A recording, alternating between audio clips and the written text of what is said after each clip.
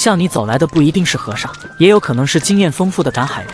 在这肥沃的土地里蕴含无数宝藏。意识到危险的螃蟹开始举起钳子捍卫自己的生命。被挑逗后的螃蟹开始向后倒退，这一倒退连附近的螃蟹也无处安身。不能进行后空翻攻击的螃蟹，最终被库里拉从其身后偷袭。一向爱干净的库里拉将螃蟹冲了个干净澡。冲洗干净后的螃蟹才露出它的真容。湍急水流之中的螃蟹也无法逃过库里拉的透视眼。体格小的螃蟹自然不能入库里拉的法眼，只因为螃蟹在水中晃动了一下，瞬间就被锁定。螃蟹做梦也没想到眼前的两脚兽竟然有如此好的视力。螃蟹还没反应过来，就直接被库里拉抓了个现行。刚来1分钟不到，就捕捉到2只体型不错的大青蟹，每只体重都在1斤往上。就这2只大青蟹就价值100-200。接着拿到岸上把它们绑了。螃蟹的天灵盖直接被库里拉的香港脚踩在脚下，一根细小的绳子就能将螃蟹绑得动弹不得。绑扎好后的螃蟹直接把它放进桶里。第2只螃蟹也要接受库里拉的绑扎手艺。满身泥巴的螃蟹看起来非常吊胃口，但这种肥沃土地是螃蟹繁衍生息最佳的地方，有收获才是赶海最大的动力。每当退潮后的红树林是捕捉螃蟹最佳时机。行走在满是干枯树枝的泥潭土里，每行走一步都非常困难。在满是青苔树枝底下乘凉的螃蟹也无法逃过库里拉的火眼金睛。扒开树枝后，一只雪白诱人的螃蟹出现在眼前。螃蟹被眼前的两脚兽吓得瑟瑟发抖，还没等它害怕完，就直接被库里拉抓住了后脚。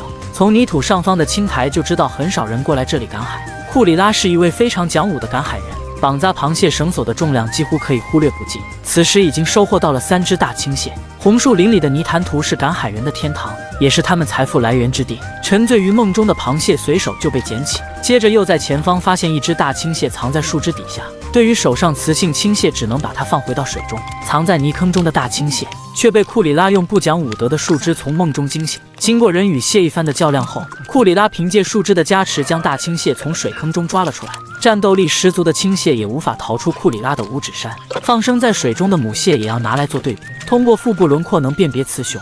雌性青蟹只能放回到水坑中，雄性青蟹就没那么幸运了，直接被库里拉的黄金右脚镇压住。此时不讲武德的小绳子也要派上用场。被踩在脚下的大青蟹却对着摄像头比了个耶。在库里拉娴熟绑扎手艺下，10秒钟不到，青蟹就被绑得动弹不得。这样一双巨钳就让你吃个半饱。又1只大青蟹收入囊中，在树根底下又发现螃蟹的脚印。扒开树根的一瞬间，里面的场景让见过世面的库里拉也惊叹不已。内心激动的库里拉连忙将外面的杂物扒开，洞外竟然还有一枚贝壳，可以清晰看到里面还有青蟹的影子。刚伸手进去触碰青蟹时，青蟹才缓慢起身做反抗，但这样的反抗已经没有任何意义了。被抓住后脚后，只能任由摆布。青蟹的巨大体型让库里拉露出雪白的牙齿。为了展现大青蟹的轮廓，在水中清洗一番。清洗干净后的青蟹轮廓分明，展开双臂比库里拉的肩膀还要宽。青蟹的巨型钳子让库里拉馋出口水。接着大青蟹在泥土中被踩在脚下，3下5除2就把青蟹给五花大绑了。这是库里拉目前为止抓到的最大一只。接着来到小溪岸边，在岸边上阳光沐浴的青蟹引起库里拉的注意，向着青蟹走了过去。阳光沐浴中的青蟹也被吓得瑟瑟发抖。一人一蟹对视了一眼后就知道对方的心意，但生猛的大青蟹并不领情，想通过钳子的威慑力将眼前的人类吓跑。